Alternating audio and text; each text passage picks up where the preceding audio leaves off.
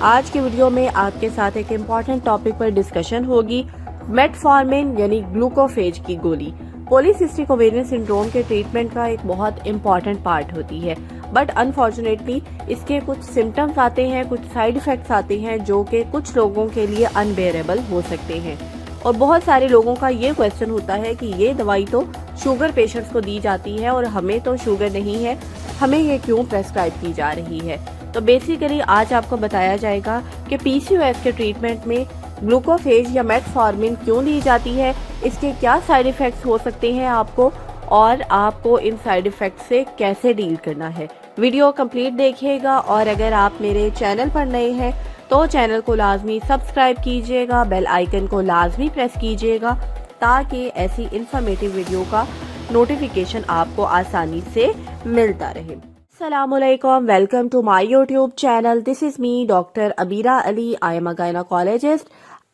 تو سب سے پہلے ہم بات کرتے ہیں کہ پولیسسٹک اوویرین سنڈروم میں گلوکوفیج کیوں دی جاتی ہے، آخر یہ کیا میڈیسن ہے۔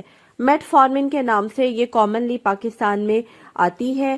بیسیکلی یہ انسولین ریزسٹنس کو کم کرتی ہے، آپ کو ویٹ لاس میں ہیلپ کرتی ہے، جو کہ پی سی او ایس کا ایک بہت بڑا رسک فیکٹر ہے۔ آپ کے پیریڈز کو ریگولر کرتی ہے اور آپ کی اوویولیشن کو بہتر بناتی ہے۔ لیکن اکثر خواتین یہ کہتی ہیں کہ ڈاکٹر صاحبہ دوائی سے متلی یا الٹی یا ڈائریا ہو جاتا ہے، تو آئیے جانتے ہیں کہ اس کا کیا حل ہوگا۔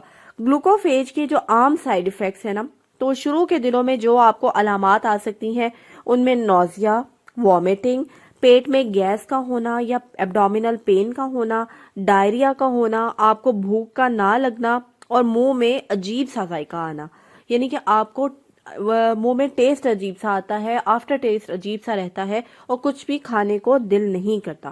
تو اگر یہ سمٹمز آپ کو آ رہے ہیں تو آپ نے گھبرانا نہیں ہے، کیونکہ یہ زیادہ تر بہت ٹیمپریری ہوتے ہیں، اور سائیڈ ایفیکٹس کو کم کرنے کے لیے آسان طریقہ کار کیا ہے۔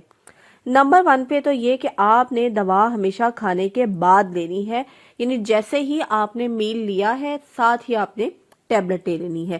اگر گلوکوفیج کو خالی پیٹ لیا جائے تو اس سے سائیڈ ایفیکٹس زیادہ آتے ہیں۔ نمبر 2 پہ اگر آپ کو سویئر سمٹمز آ رہے ہیں تو ڈاکٹر سے پوچھ کے اپنی دوائی کی ڈوز کم کروا لیں، یعنی کہ سٹارٹنگ میں اپنی ڈوز کم رکھیں، جب آپ کی باڈی کم ڈوز پہ ایڈجسٹ ہو جائے تو گریجولی اس کی ڈوز کو بڑھایا جا سکتا ہے۔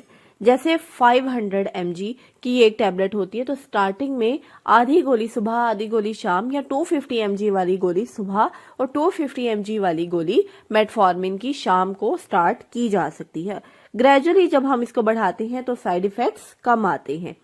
اچھا، ایک اور طریقہ ہے اس کے سمٹمز کو کم کرنے کا، تو وہ ہے ایکسٹینڈڈ ریلیز، یعنی کہ ایکس آر والی پریپریشن یوز کرنا۔ تو گلوکوفیج کی گولی some times extended release form میں بھی ہمیں دینی پڑتی ہے جب سمٹمز بہت زیادہ آتے ہیں، کیونکہ یہ معدے پہ کم اثر ڈالتی ہے۔ ڈائریا اور نوزیا، وامٹنگ جیسے سمٹمز بھی گلوکوفیج ایکس آر کی گولی سے کم آتے ہیں۔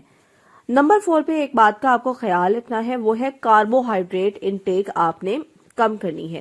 تو زیادہ چاول، میٹھا، کولڈ ڈرنکس، ان چیزوں کو بھی آپ نے ایوائڈ کرنا ہے تاکہ آپ کو گلوکوفیج کے سائیڈ ایفیکٹس کم سے کم آئیں۔ ایک اور بات جس کا آپ کو خیال رکھنا ہے وہ ہے ہائیڈریشن۔ تو آپ کو پانی زیادہ پینا ہے، کیونکہ اس سے سٹمک بہتر رہتا ہے اور آپ کو نوزیا بھی کم ہوتا ہے۔